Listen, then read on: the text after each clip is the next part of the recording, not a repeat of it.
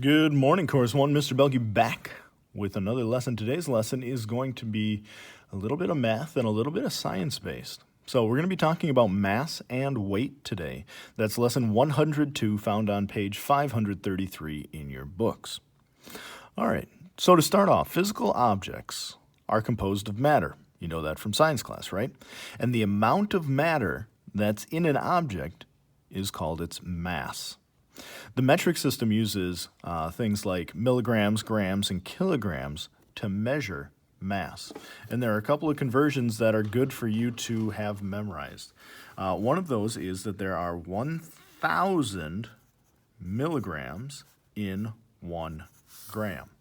1,000 milligrams equals 1 gram. And the other one is there are 1,000 grams in 1 kilogram. Okay? Milli meaning 1,000, kilo also meaning 1,000. So 1,000 of these equals 1 of these, and 1,000 of these equals 1 of these. Okay? Now,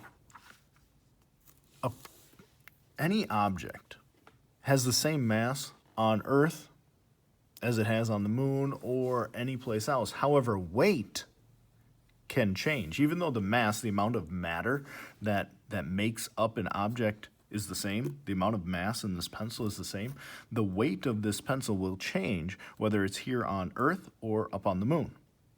Okay? That's impacted by the force of gravity and how much gravitational pull, and the larger the object, the more gravitational pull it has. We're not getting into all of that today, but we are going to be talking about weight. And the U.S. customary system for weight uses 3 different terms. We use ounces, and there are 16 ounces in every pound. We also use pounds, right? You know how many pounds you weigh? If not, go check it on a scale, just for fun. So we got 16 ounces in a pound, and we also have tons. There are 2,000 pounds in 1 ton. Okay? These are the 4 things that you need to have memorized. Okay? Memorize those 4 conversions: milligrams to grams, grams to kilograms, ounces to pounds, and pounds to tons. Okay? That'll be very important for you for the rest of your life. All right. So let's look at example 1. Let's use this information to make some conversions. So if I have 2 kilograms, how many grams is that? 2 kilograms equals how many grams? Well, let's look back at what I've memorized. If I know 1 kilogram is 1,000, 2 kilograms would be 1,000 and 1,000, or 2,000 grams.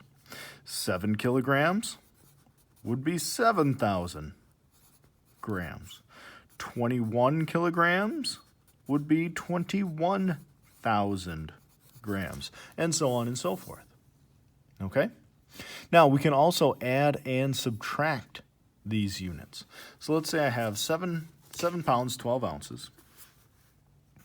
7 pounds, 12 ounces, and I'm adding 2 pounds, 6 ounces.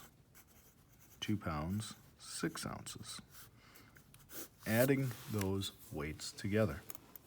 All right, 12 plus 6 is 18 ounces. 18 ounces, that's more than a pound, right? Well, let's just write it as 18 ounces for now. And 7 pounds and 2 pounds is 9 pounds. Well, I know there are 16 ounces in a pound, right? So I can add another pound over here. So let's take away 16 from these 18. That will leave me with 2 ounces, but I'm adding another pound.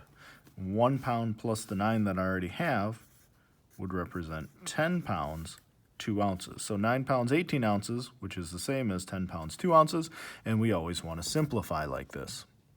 Okay? Or subtraction, 9 pounds, 10 ounces. 9 pounds, 10 ounces, minus 7 pounds, 12 ounces. All right. So here, I can't do 10 minus 12. I have to borrow. And remember, if I borrow a pound Now I got 8 pounds left. 1 pound is a total of 16 ounces. So I'm adding 16 to these 10. So 10 plus 16 would be 26 ounces now instead of 10, because I borrowed that pound and added it in here. So now 26 minus 12 is 14 ounces, and 8 minus 7 is 1 pound. So I have 1 pound, 14 ounces. That's all there is to it. As always, if you have any questions, please feel free to call, text, or email, or you can see me online tomorrow between 9 and 10 o'clock. Have a fantastic day.